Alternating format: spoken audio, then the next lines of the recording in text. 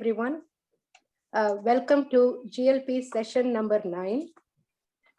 Good Living Practices, or GLP as we refer to it, is an interactive session that explains how the sciences of yoga and ayurveda coupled with modern science may be applied to our lives to achieve optimal health and happiness. We are very fortunate to have Dr. Ram Rao, moderated by myself, Radhika Sitaraman. Each session will focus on optimal health and wellness, which amounts to balanced emotions and a calm mind and a stable body. Thank you very much for joining, and I appreciate those returning members and also the members who have joined us for the first time. Welcome.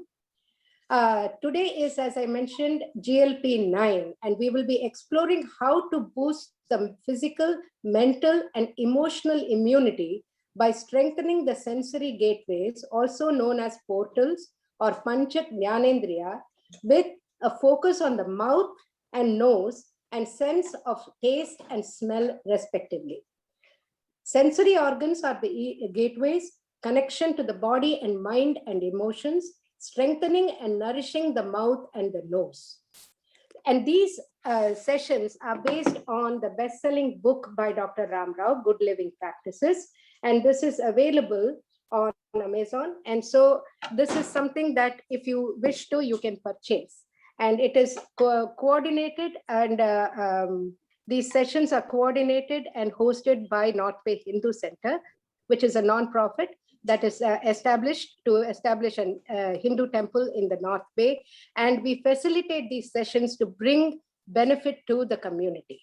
So please join these sessions and advertise and spread the word so that many people can benefit from Dr. Ram Rao and Padma's wisdom. Thank you. Without much further ado, Ram, the stage is yours. Thank you. Thank you so much, Radhika.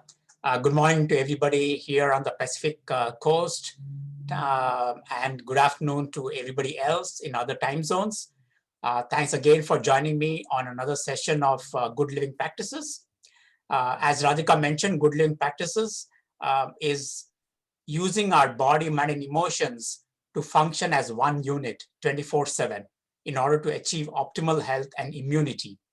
And over the last few sessions, this is session number 9, over the last few sessions, we saw various tools and tips by which we can build and sustain that immunity and that optimal health. All right. So let me recapitulate for anybody who is new. Let me recapitulate what we discussed thus far, and then I'll focus on today's topic. So let me go ahead and share the slides here.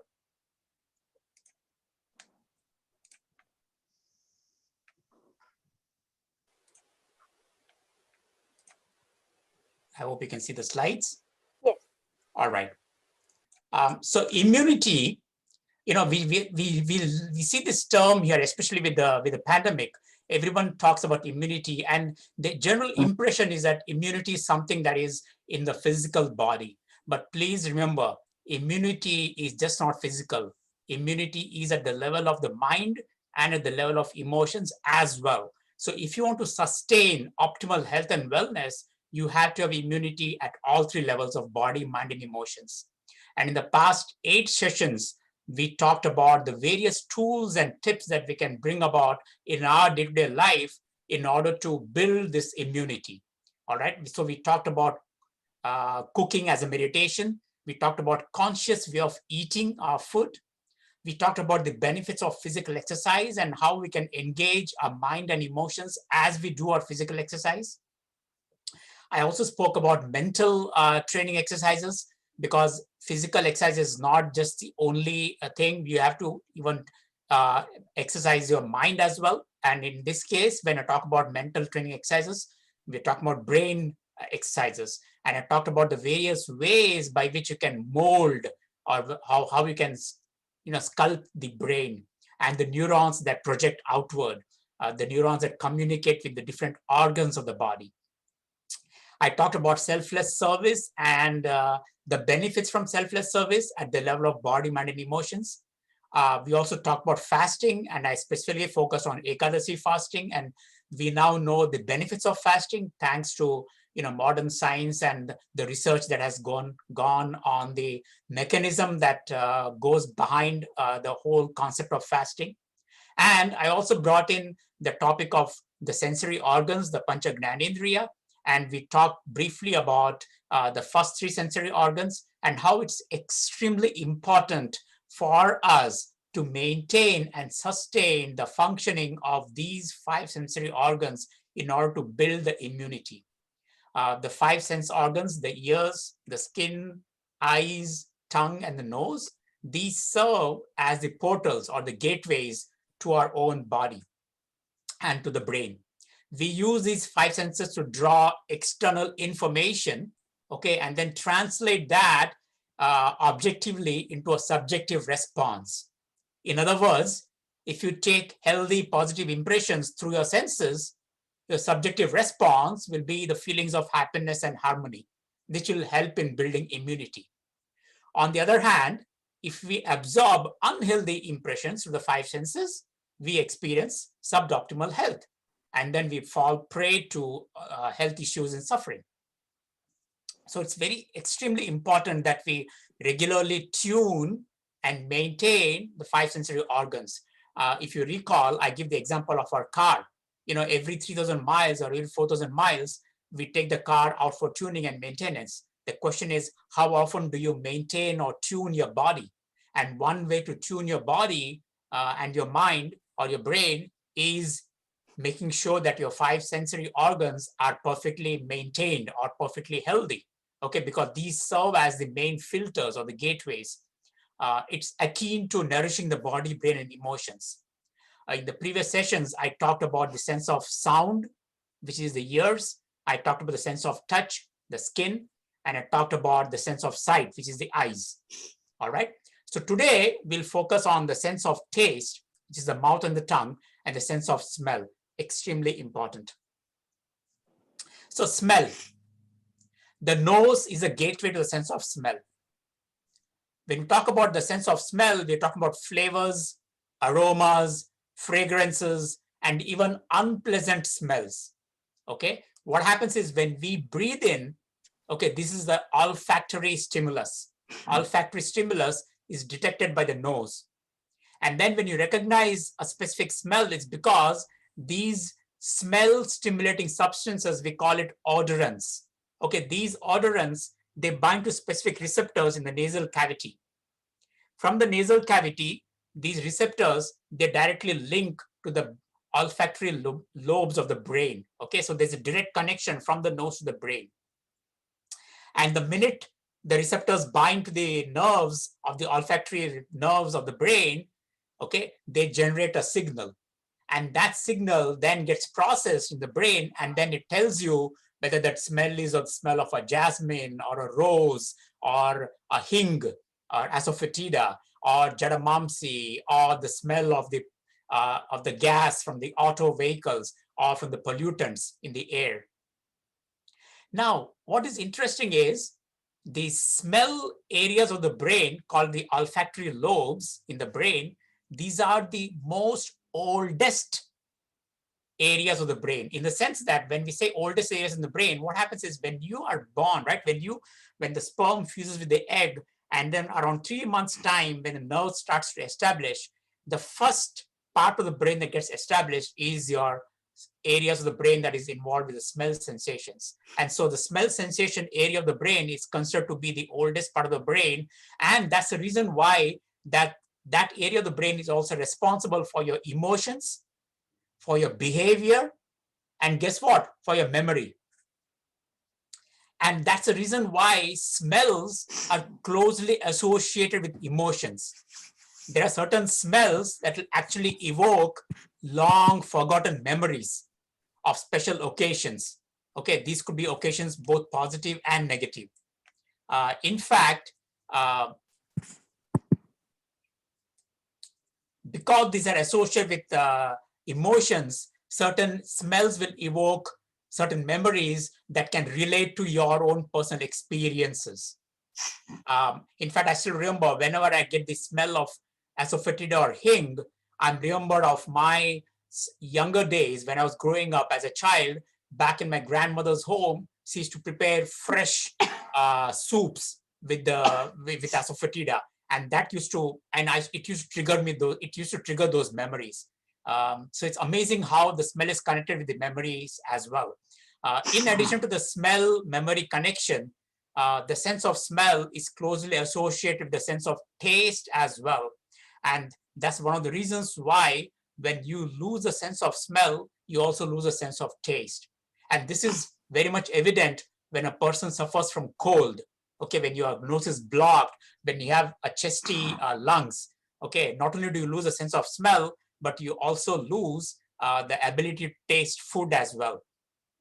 And that's the reason why both the sense of smell and sense of taste is closely associated with emotions. Know that whenever you lose a sense of smell or sense of taste, you lose the ability to appreciate food. You become more grumpy, or you become more you don't appreciate food as such. So to appreciate fully the sense of smell and its affiliation to memories and taste, you want to follow certain suggestions in order to keep the sense of smell as perfect and as healthy as possible. Because not only does it help you to maintain the sense of smell, but also helps to build those areas of the areas in the brain, which I said is closely associated with memory as well. In fact, there are certain neurodegenerative conditions where the loss of sense of smell possibly indicates what the person is going to suffer 10 years down the line. So it's amazing how this is closely associated with certain disorders of the brain. One of the things that you can do to maintain your sense of smell or nourish the nose, the nasal regions, is nasal cleansing. Okay, nasal irrigation, that's another term that we use. In Sanskrit or in Ayurvedic language, we call it jalaneti. Okay, it's the most cost-effective, drug-free, and it's a very natural technique that is believed to prevent respiratory ailments and clear out any toxins from your nasal passages. Okay, and the way we do jalaneti or nasal cleansing is using a nasal cleansing pot or neti pot, as shown here in this cartoon.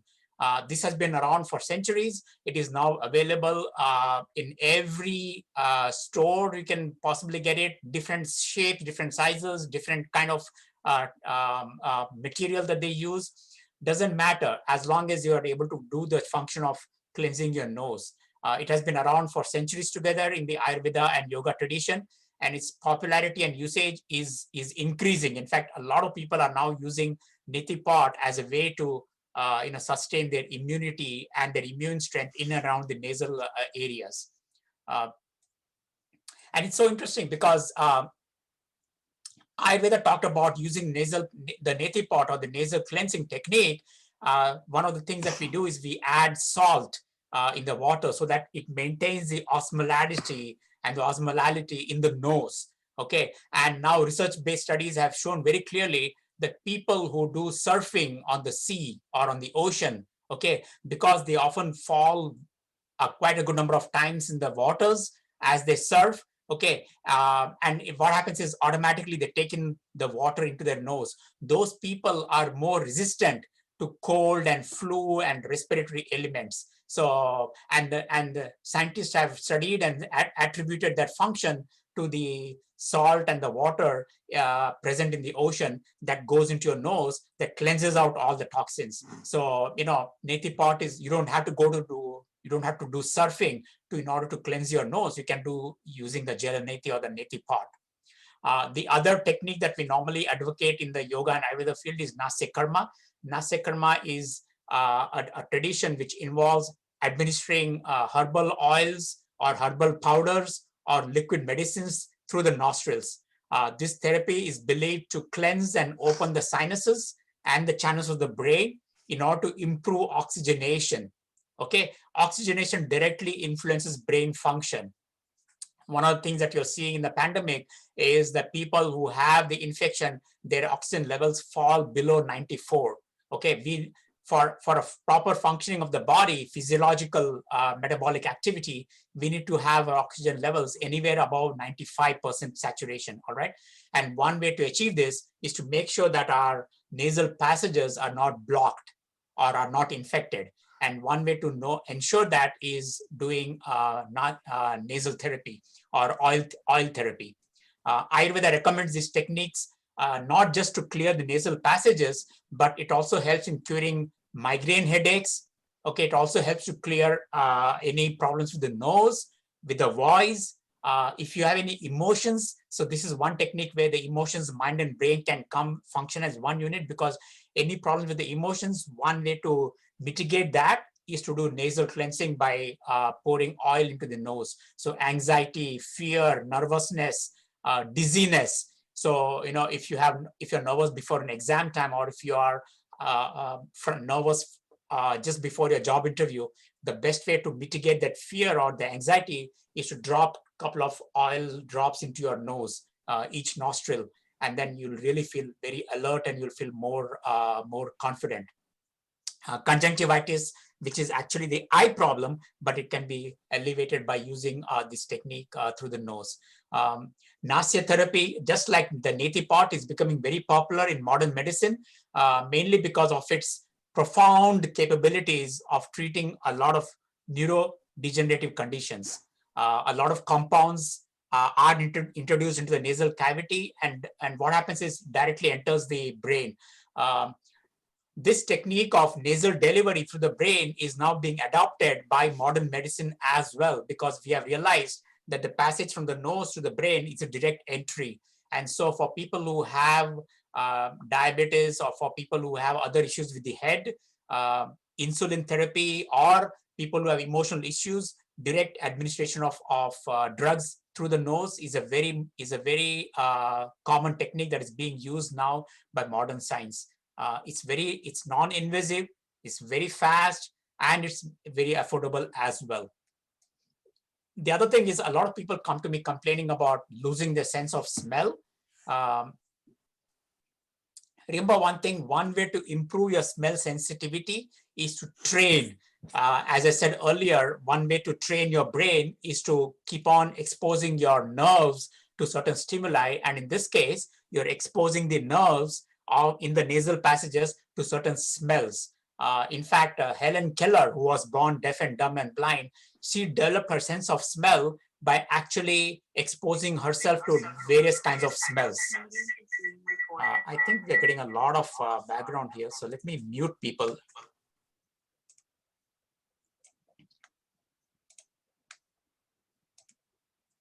Okay. So one way to improve your sensitivity of smell is to use your senses and bring about certain smells and exposing your nose to those smells on a periodical basis.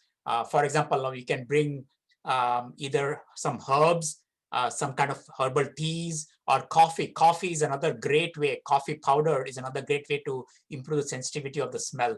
Chocolate, olive oil, mangoes, certain flowers, all these can be brought up. And then what you can do is expose your nose to certain of the smells on a periodical basis, maybe every 1 hour or so. Just sniff it, and then you can first keep it at a distance and then bring it closer and closer. So that way you can magnify the intensity of the smell. Each time you smell, you're taking in the odor molecules, which may help in improving your sense of smell.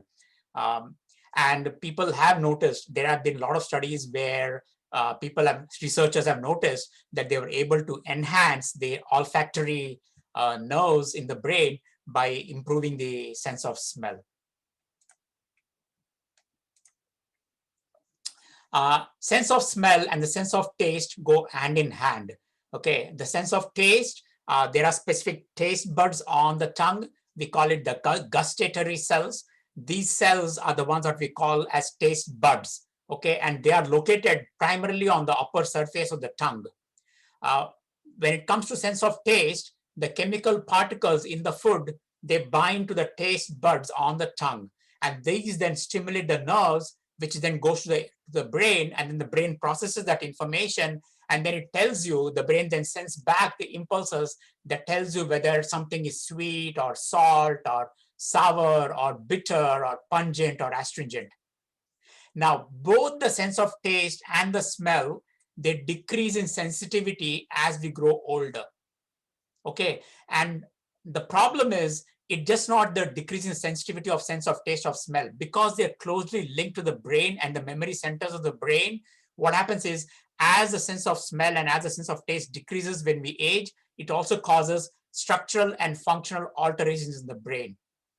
Okay, so that's one of the reasons why I completely advocate the benefits from tuning and maintaining your sensory organs, all the 5 sensory organs, including the sense of taste and smell.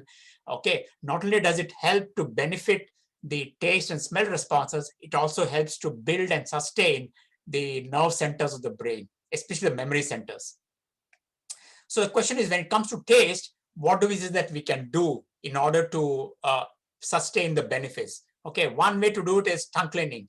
For people who have been born and raised in India, tongue cleaning has been a practice that we have already inculcated into from the time that we were born. Okay, we have a U-shaped metallic tongue cleaner that you place it on the back of your tongue, and then you stick out your tongue, and then you place it at the back of your tongue, and then you slowly guide it down to the tip of your tongue. When you do that, what happens is, you are going to remove all the surface toxins that accumulate on the tongue. However much you're healthy, what happens is, whenever you eat your food, what we call it metabolic digestion. Metabolic digestion results in liberation of certain toxins, and that comes up on the surface of the tongue as toxins. And then it's always a good practice to scrape your tongue with that tongue cleaner. I wouldn't advise using a brush to scrape your tongue, because that can destroy the taste buds.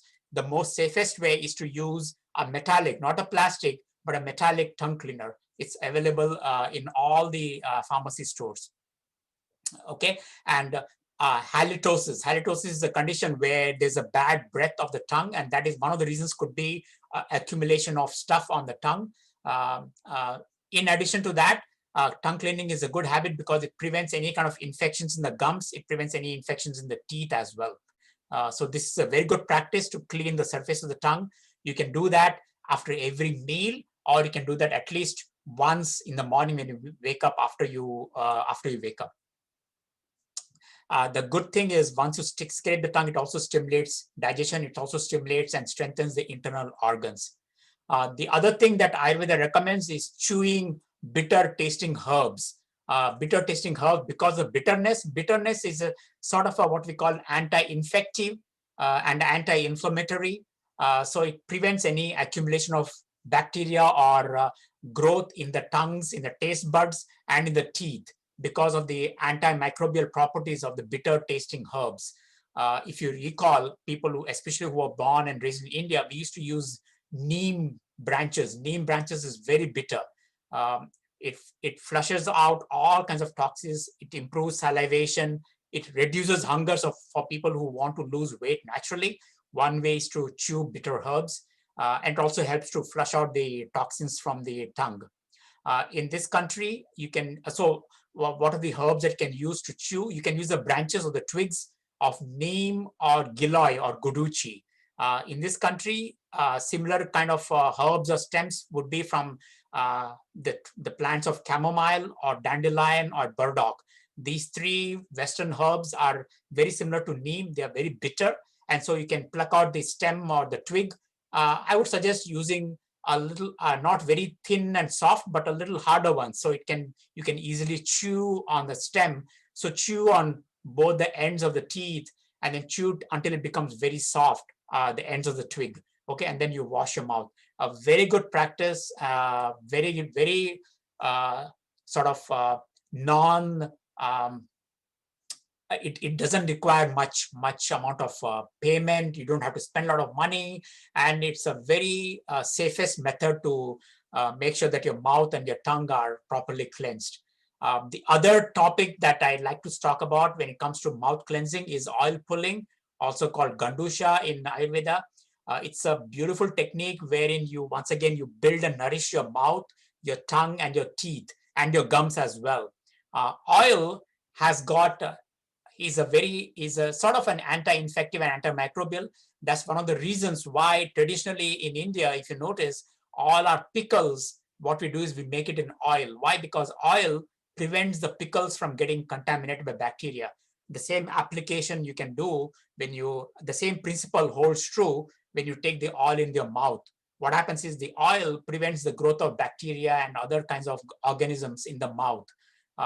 What it involves taking 1 teaspoon of oil into the mouth and then squishing it around the mouth for a period of 2 to 3 minutes, sometimes 5 minutes, 6 minutes, until the oil becomes very loose. Because what happens is as you keep squishing the oil between your teeth and gums, you enhance the production of saliva. When the saliva mixes with the oil, it becomes more loose. And once it becomes very loose, that's the time when you can,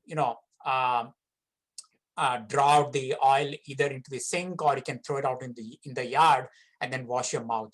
It's a very safe, the most safest technique, I would say, in order to rinse your mouth, clean your tongue, enhance the strength of your bones, of the teeth and the gums.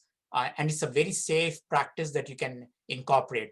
How many times can you do it? You can do it once in the morning after you wake up. After, what you can do is you can do your oil pulling and then you can scrape your tongue. So that way your oral hygiene practices is taken care of. I would suggest I do it at least twice in a day. I do it after a meal, after eating a meal as well. So that could be either before going to bed in the night, or it could be after eating your lunch and your dinner as well. Very safe technique, and it's so non-invasive, and it's the most safest way to nourish your internal organs. All right, so let me stop here and take your questions. And so today's topic was about the sense of taste and smell. And there are other things that you can do in order to improve your sensitivity to the sense of smell and taste. But these are the simple tips that you can start adopting into your own practice on a regular basis. All right, so let me stop sharing here and take your questions. Thank you very much, Ram. That was very, very informative. And the thing that I would like to share, you were mentioning about some of the bitter herbs and everything. And one of the things that my aunt in our village, and she lived up to like 90 or 92 and very healthy, no issues, nothing. One of the things that she used to always recommend once a week, she used to make this, what we call in Tamil, vetta korambu. And in that, it was like a sauce made out of tamarind. But the thing that she used to use in that were dried turkey berries, chundeka. And I think it is called in English. And also like manatakali. Yes, those are bitter. Yes. Bitter. And the thing which, she used to use that, and she used to have that to do, the sauce. And she used to have that with rice wafer or arishi aplam. Yes. And I mean, and that was like her diet, yes. 1 week. And it used to help her, she said, in cleansing the stomach. Absolutely. And what I remember my mother making, we used to have growing on the backyard fence, the fresh malatakali, the sunberry, I think it is called sunberry or some kind of sorghum. And we used to have the fresh growing in the back. And she used to, take those leaves and also those berries and make a sambar out of it. Yes. And it was with the bitterness and the salty and the sourness, it was actually very tasty. Yes. And yes. it used to be very, as a child, I'd never appreciated how much it helped. But and we were, my mother would, what our policy at home was, how whatever was on your plate, you have to eat it. And you have to try it. So that was the policy. So we had to try it. But now I remember when I learned more about it, I realized how important that is. And, so that is things that I would like to share with the group. Absolutely. And you are on the dot, Radhika, when you mentioned that, because what happens is, if you notice, it's just not India or the US. Throughout the world, if you notice, the way our diets have been evolving, Yeah. on a 24-hour basis, if you notice, most of the foods that we eat, are all acidic foods. Yes. Okay. Starting from the morning dairy that you take, and then you end up in the evening with either pasta or whatever it is, there is always a lot of acidic. Basically, when I'm talking about acidic, what I meant to say is the constituents in the food is acidic. And what happens is, acidic contents, so the taste associated with acidic contents are sour and salty.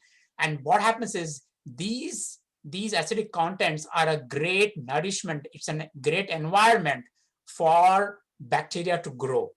Right. Okay. And what happens is, the minute we take anything, the first port of entry is the mouth. And so the mouth is a great place for the microorganisms to grow. So that's the reason why traditionally, even though Ayurveda and yoga didn't talk about acidic foods, they didn't talk about microorganisms. What they said is, every day in the morning, when you use, or in your meal time, when you use any bitter, whether it's herbs or bitter berries or whatever you use in some form, they didn't say microorganisms, but we knew why. The reason was because it is anti-infective. It can prevent the growth of bacteria. Even if you eat on a day-to-day basis all these acidic foods, you prevent the growth of bacteria because you're already taking a bitter containing foods as well, whether it is fenugreek, whether it is Karela or bitter gourd, or whether it is sondakai that you're talking about. All these berries are very good. And now what I'm saying is, in addition to taking it as a food, we can now take it in the form of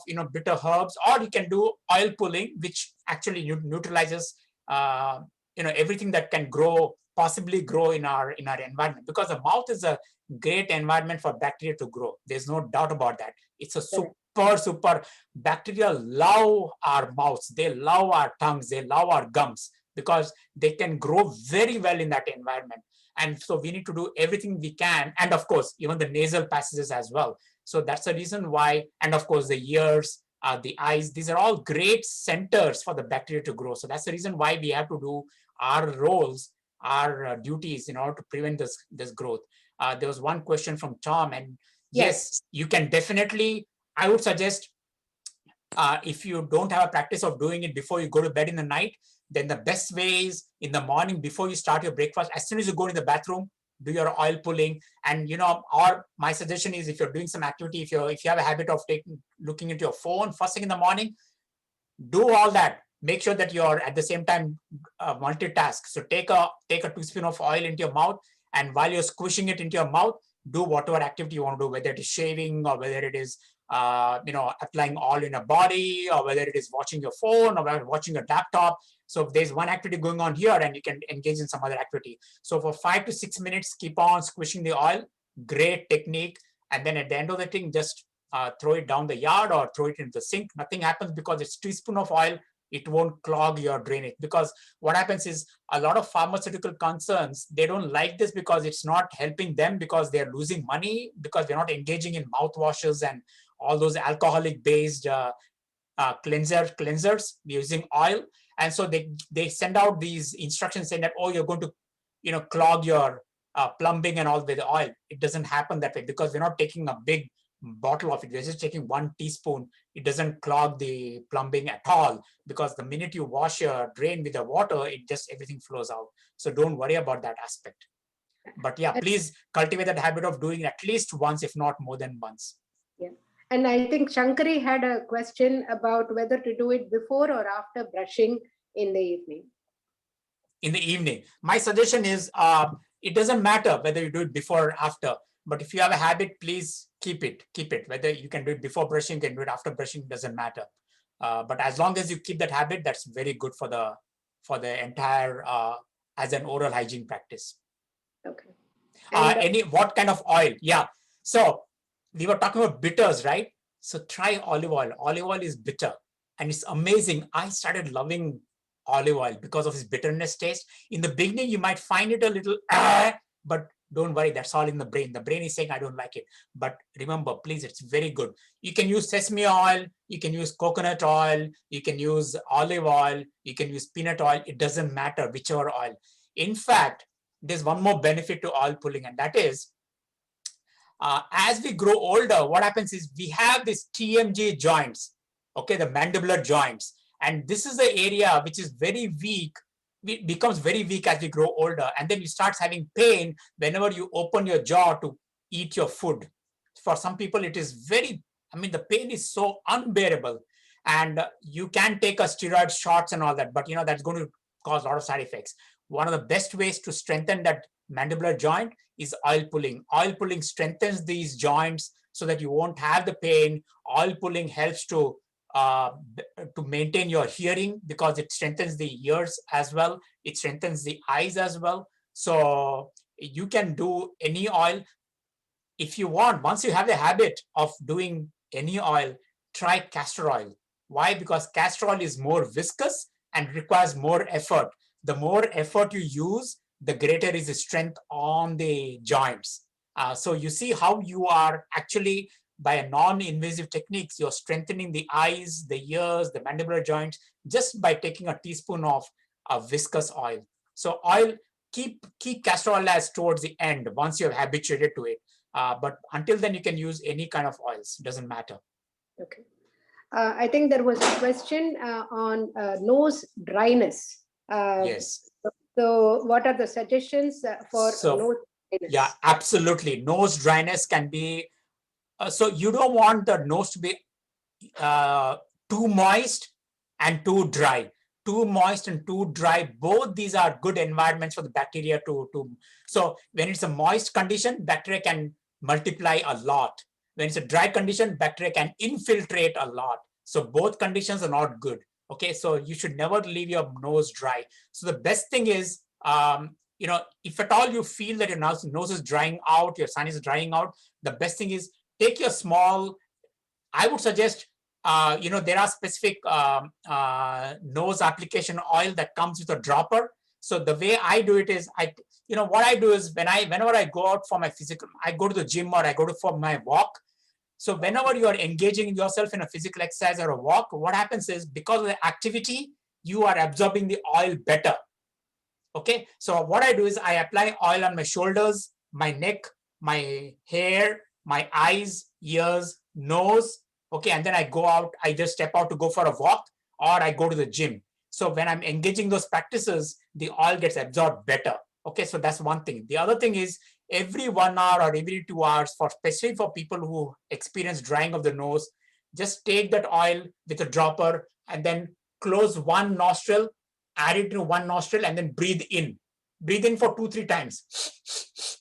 And then close the other nostril, and then put again the oil into the other nostril, and then breathe in 2-3 times. So when you breathe in, you're sucking the oil inside, and then do that every 1 hour.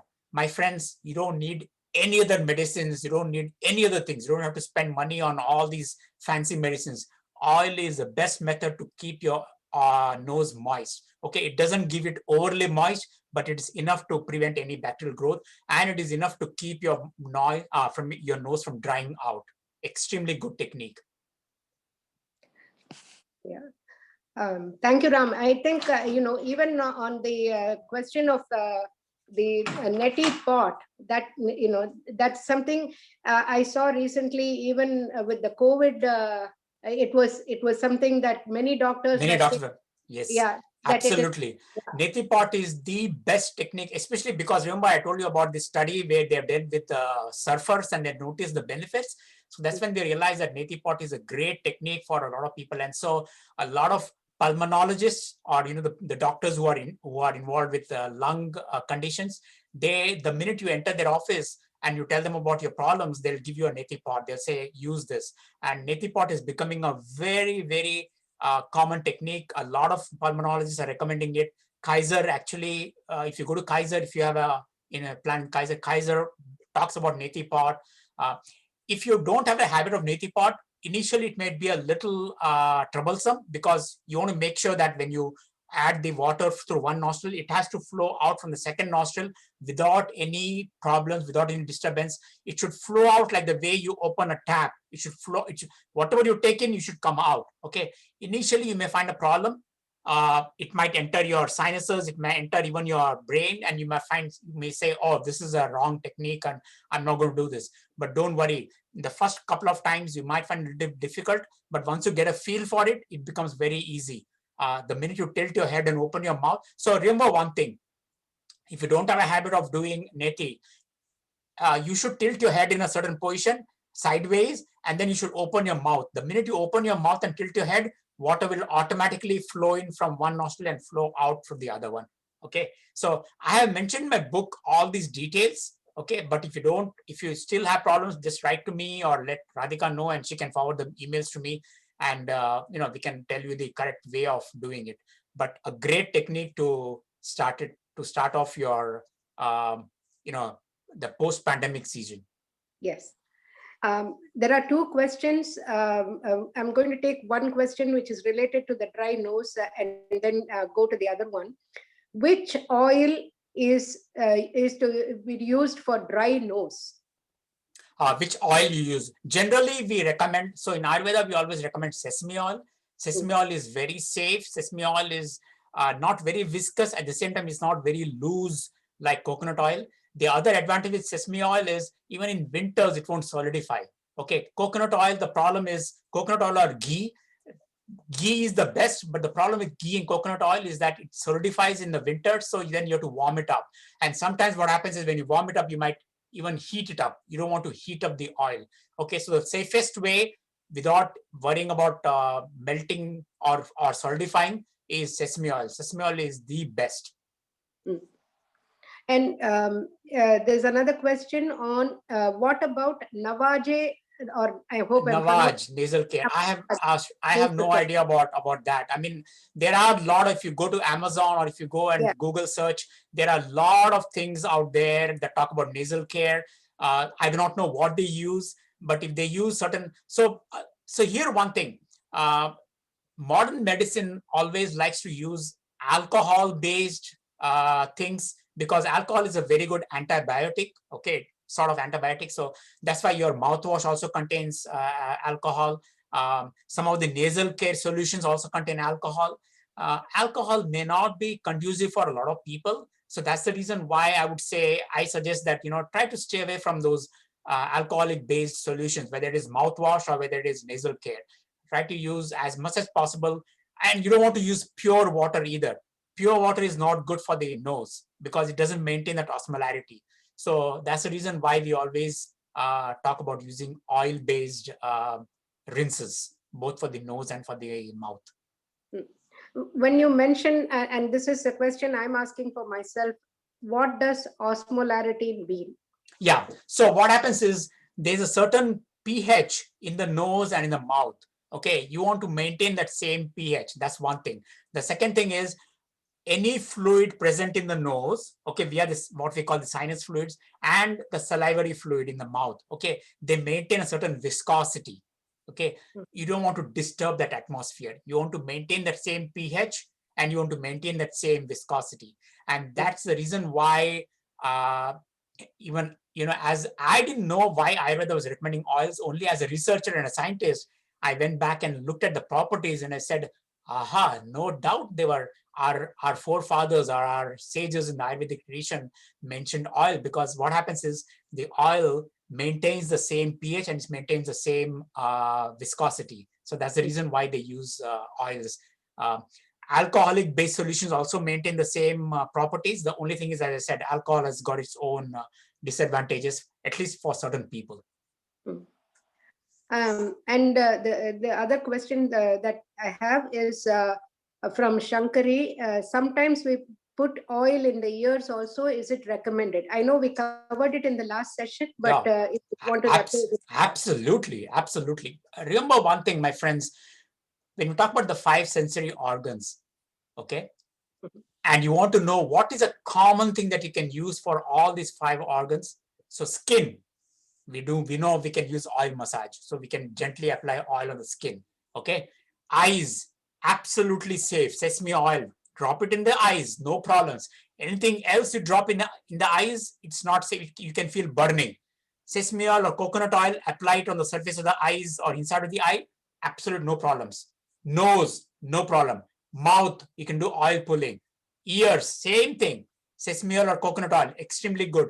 As we age, we have conditions where your hearing may drop, or you may have unexplained pain, or you may have growth, or you may have a lot of wax formation. All this can impede the ear functioning.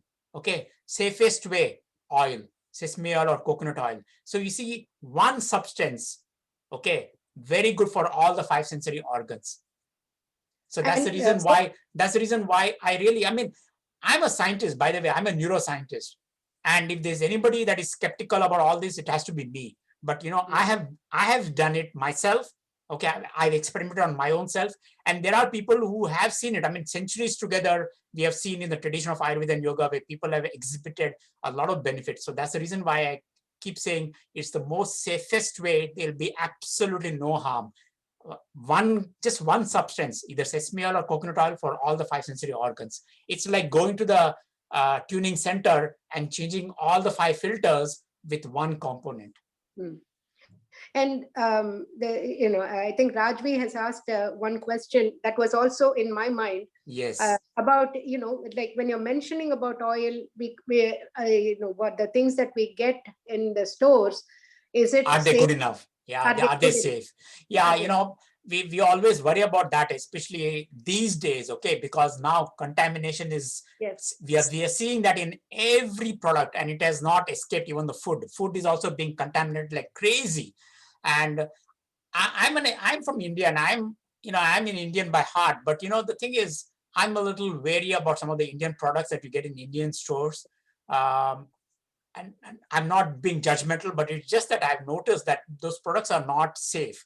So my suggestion is go for the organic virgin oil that is available either in Trader Joe's or Safeway or Whole Foods. Wherever you go, make sure that it is virgin oil and it is organic.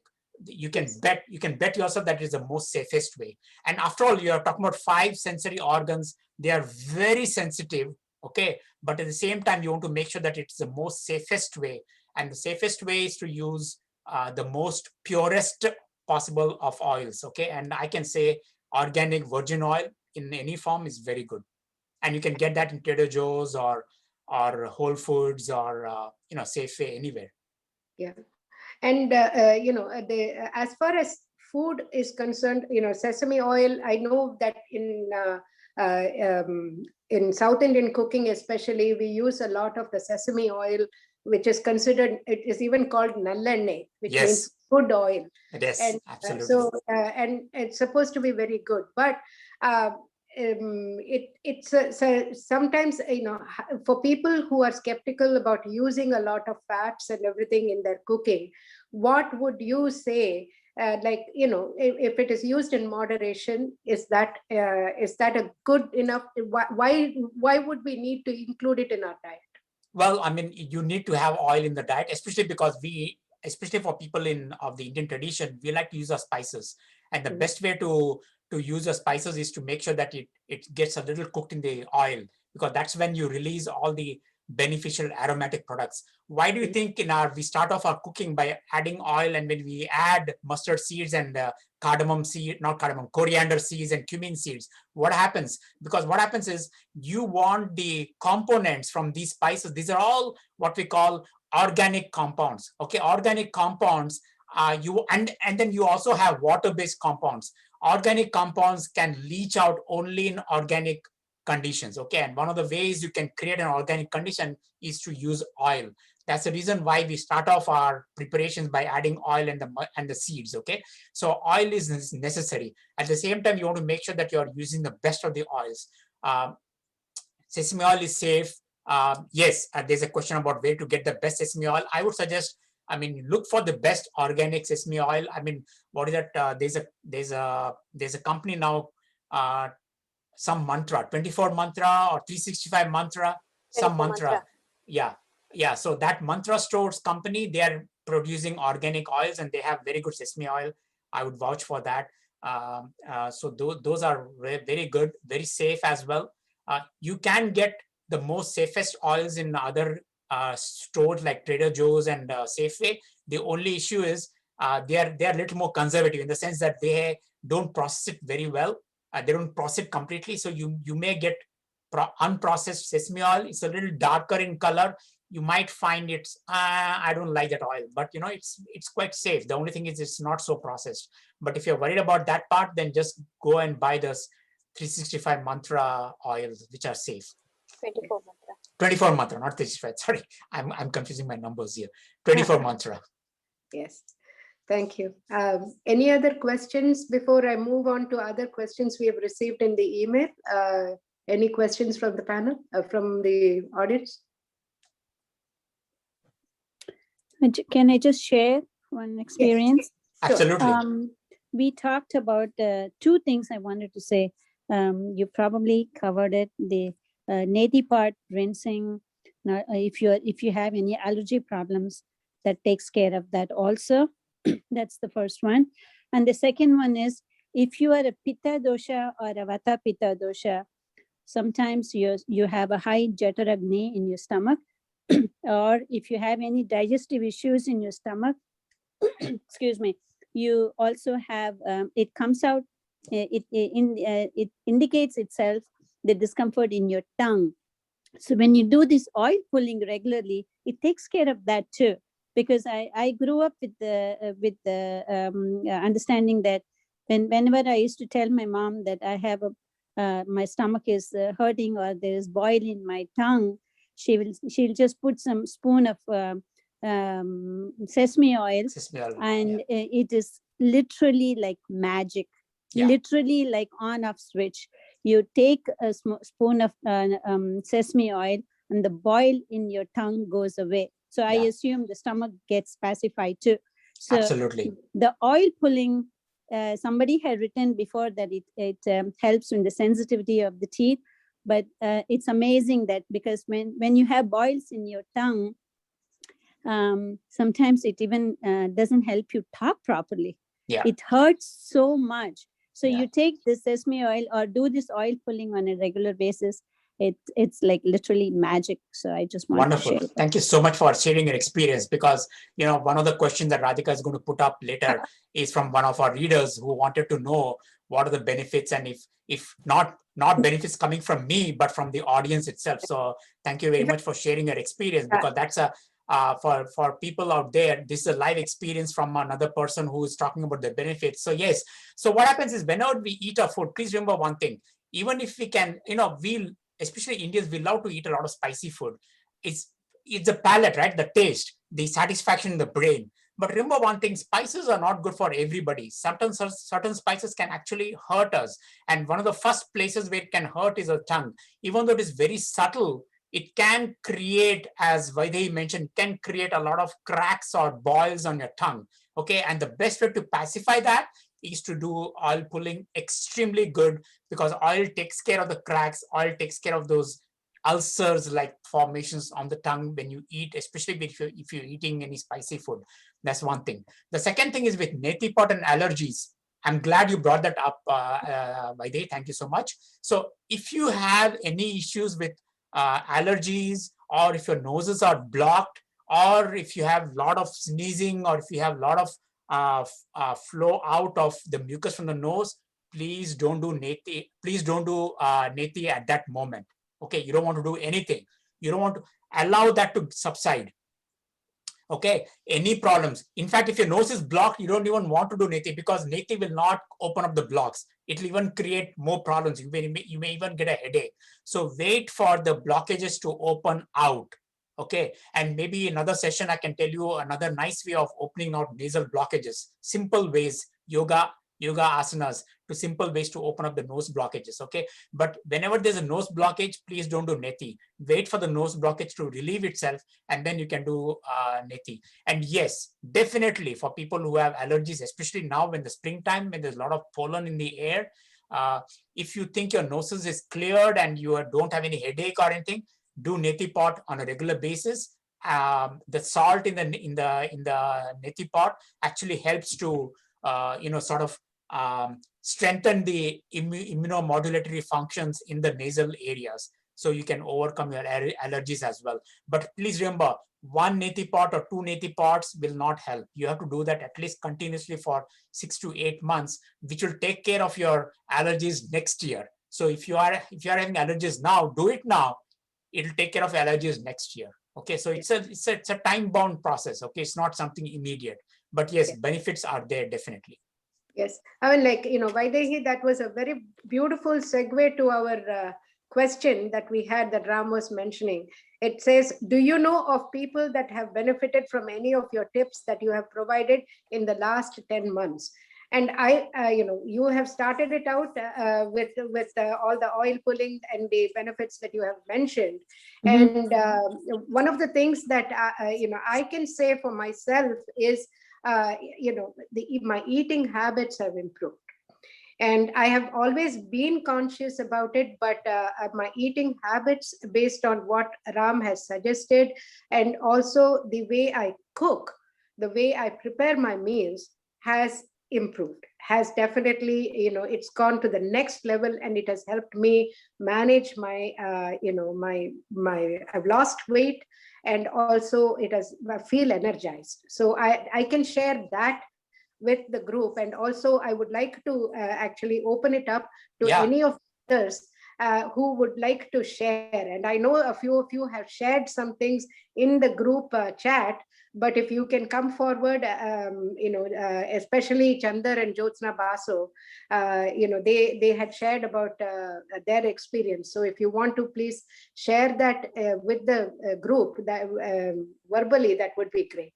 In fact, one of the sessions we'll have in the future is where we can talk about, I'll do less of talking, and we'll have more of the audience talking about their experience. But today, maybe, if somebody wants to talk about any of the, so in that we talked about 9 sessions, we had 9 sessions of the good living practices. So any tips or tools that you incorporated in your life, which you thought benefited you, maybe if you can put it out, that will satisfy the reader who put up that question.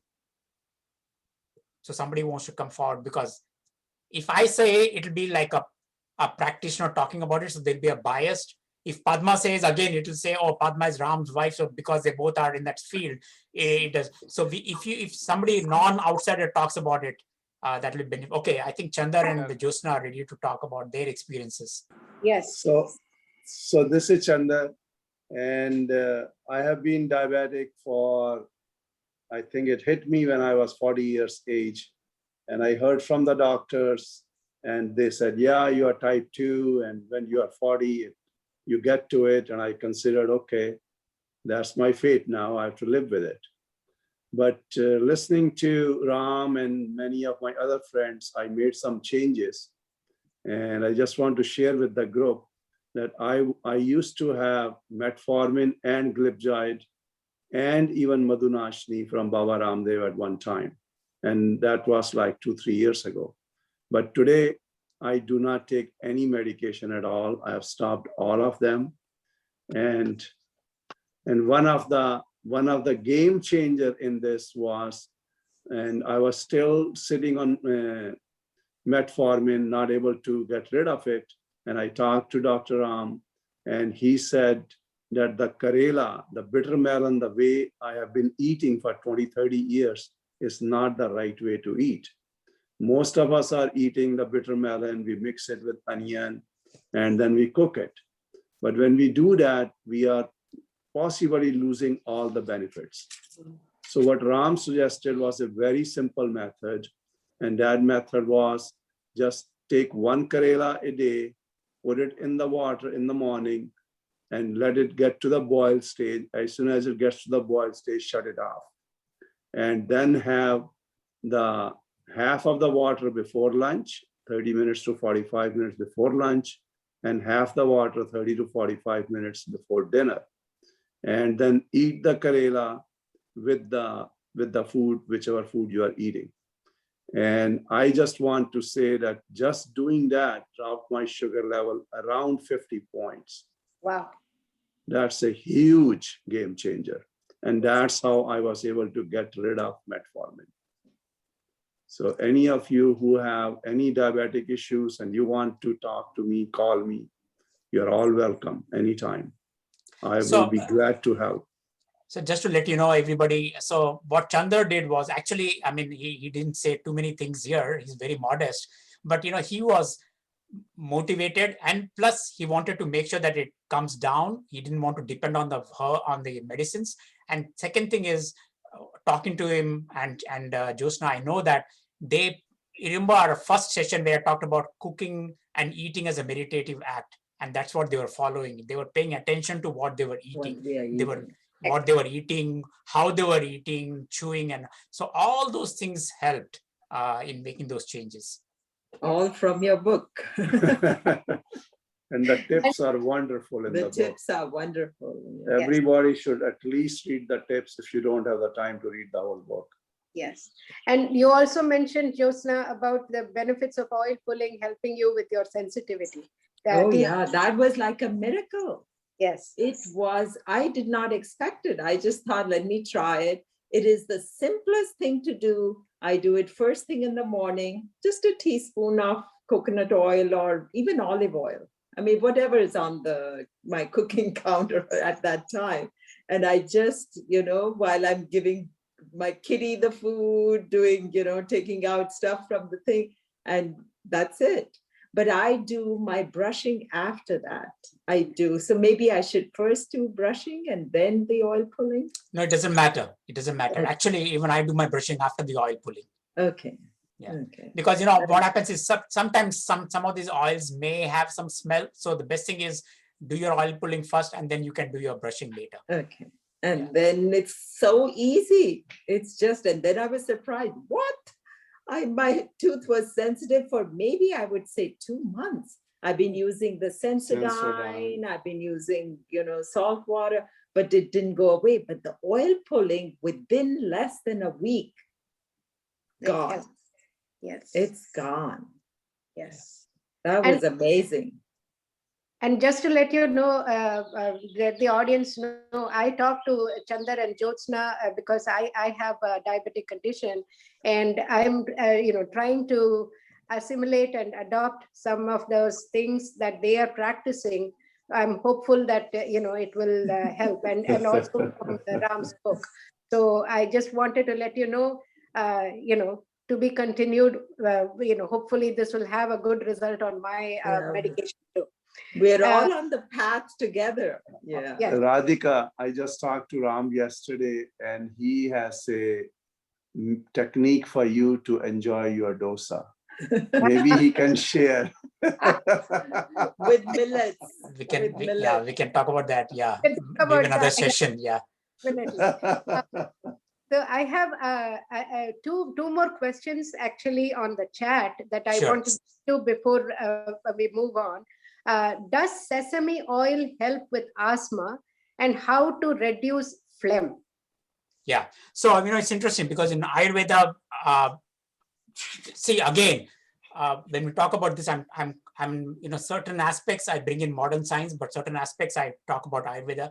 In Ayurveda, there's sesame oil pulling, the 5 sensory organs, the 5 senses, all these play a very important role in reducing your allergies, reducing your asthma, reducing all kinds of sensations within these 5 senses. Okay. But again, as I said, for people who have chronic issues, you cannot take it in isolation and say, okay, because Ram mentioned I'm going to do oil pulling, or I'm going to add oil into my nose, and maybe that will clear off all my asthmas. No, all those 9 sessions that we saw so far, okay, please bring in all those things together. You have to cultivate everything put together. It's not in isolation. And then, especially for people with chronic issues, only when you bring in all these things that will bring the body, mind, and emotions together, that's only when you'll notice that you are not only alleviating. See, we just don't want alleviation. We want to make sure that it's completely goes off us. Okay, we have to sustain that benefits. So the only way to sustain these benefits is doing everything together. So all those practices about conscious eating, about conscious cooking, and then physical exercises, brain stimulating exercises, selfless service, all these practices put together along with the oil practices I mentioned for the 5 senses will really help in sustaining those changes. And yes, it is helpful, no doubt, for asthma as well. Okay. And then to clear the phlegm, right? Yeah. So to clear the phlegm, my friends, that will require a little bit of an extra thing. We can talk about that later, maybe. But yes, definitely when you do all these things, it will definitely put you on the path where you can progress and you will notice those changes. Because what happens is, so, and Vaidehi mentioned about Jataragni. Jataragni is nothing but the metabolic fire or the metabolic digestion. In yoga and Ayurveda, we call it Jataragni.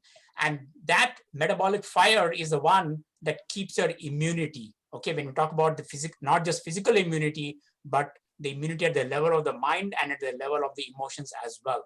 Okay, so in order to sustain that immunity, you have to have a good Jataragni. Okay, and so what happens when you have a good Jataragni, you are saving yourself from a lot of chronic conditions. Okay, whether it's phlegm accumulation, whether it is asthma, whether it is nasal problems. So all these are mitigated just by keeping a metabolic fire active. And one way to keep the metabolic fire active or growing strong is to inculcate all these practices that I mentioned. That way you'll notice all those changes. Yes.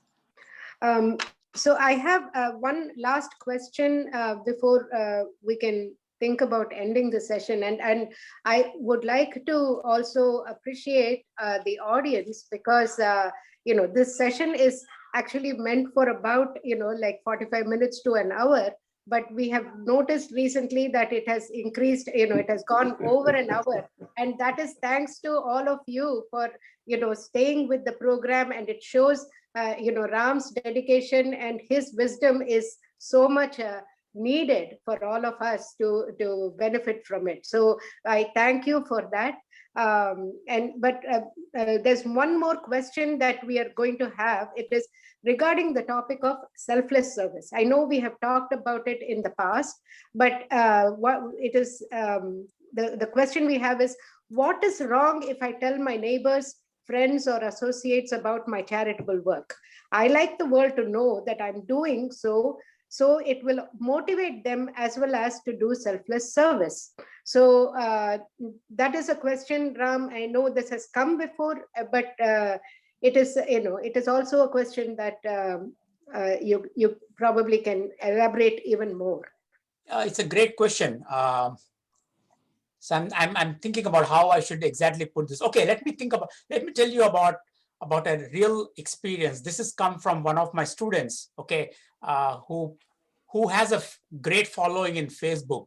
She's an Ayurveda student, and she's also an MD doctor, modern medicine, and she's now practicing Ayurveda. So she has a great following on her Facebook. She has nearly 5,000 to 8,000 people following her. Okay.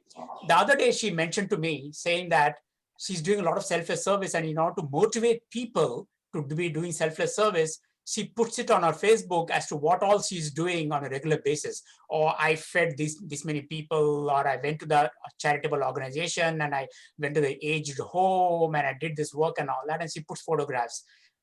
Her contention was that it would motivate other people as well.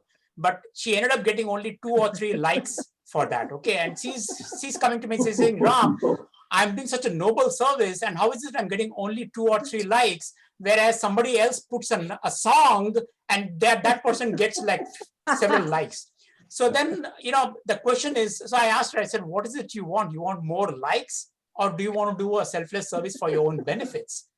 Because remember one thing, as per the yoga philosophy and the Ayurveda philosophy, karma yoga, okay, that's one of the tenets of yoga philosophy, or what we call seva. The universe is not interested in what you're doing, in your achievement. It's just your heart and your attitude. Okay, so when you act out selflessly out of loving kindness and compassion and empathy, that is a selfless path. So you don't need to motivate others. You do it for your own sake, in order for your own benefits. Okay, and you don't need to look any further. Okay, and let me just end up by saying this. There's this great poem. I don't know who it was written by. It says, I asked my own inner self, what is selfless service? And the inner self replied to me saying that, what if I told you that you're already doing that thing? in the sense that when you took 1 extra hour to teach that kid without seeking any benefits, when you held the hand of the blind individual and helped him cross the road, or when you feed several hungry people on a given day, or when you put wild feed in the yard for the birds, or when you provide care to the aged folks without attracting any attention, that my son is the right path to selfless service. So you know what? Yes, you're doing a good deed by putting it out there and motivating others. But the question is then don't get affected by the response, because if you get affected by the response, then that's not selfless service anymore. So the best thing is just do it and don't worry about what you get out of it or what you need to get out of it. Yes. There's actually one more question that was directly sent to me. It is, what about, and it has to do with whatever we discussed, the topic of the day today. So I didn't want to ignore that. It is, what about dry eyes? What can we do about dry eyes? Beautiful question. I used to have that. And, as part of my Ayurvedic training, I had to write a thesis and I wrote about dry eyes. And that was my thesis actually, Ayurvedic approach to dry eyes. So I used to have that. So one way, and I think I mentioned that in session number 6, when we talk about the sense of sight and eyes. One way to do that, to prevent dry eyes, is every 1 hour or every couple of hours, what you could do is, if you have the time, you can do it. If you don't have the time, just dip your index, your pinky finger into coconut oil. Okay, coconut oil, the most safest way, or the sesame oil. Sesame oil can be a little irritating. But my best advice is either ghee or coconut oil. Okay, and then apply it in the inner side of your eyes and into the inner areas of the eyes. Okay, and then in the night before going to bed, make sure that your entire eyes are moistened. It has to be moist, completely moist with the oil or the ghee. Okay, it might drip a little, but that's okay. That's okay. It'll drip onto your skin, but nothing is going to happen. It's very safe. That's one thing. The second thing is, Amazon or CVS Pharmacy, or even for that matter Walgreens, these days they carry what we call the eye cup. It's a glass-based eye cup. Okay, my suggestion is fill that eye cup with oil, coconut oil. Okay, make sure that it is in a liquid state, and then what you can do is close one eye. Okay, and then put the eye cup on the other eye, and then invert yourself, look up into the glass eye cup. Okay, make sure that it's a tight fit, so the oil doesn't leak out, and then hold it like that for a couple of minutes. Okay, and then lower it down, and then do it for the same eye. Again, I mentioned this in the book as one of the tips. It's the most safest way, my friends, to improve your vision. Number one, to mitigate any problem with your headache, migraine headaches, very good. Problem with the ears, it's very good.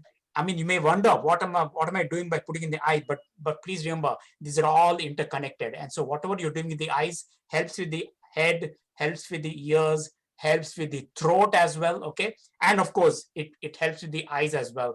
So for people with dry eyes, this is the most safest technique that you can use. Every 1 hour, I would suggest every 1 hour.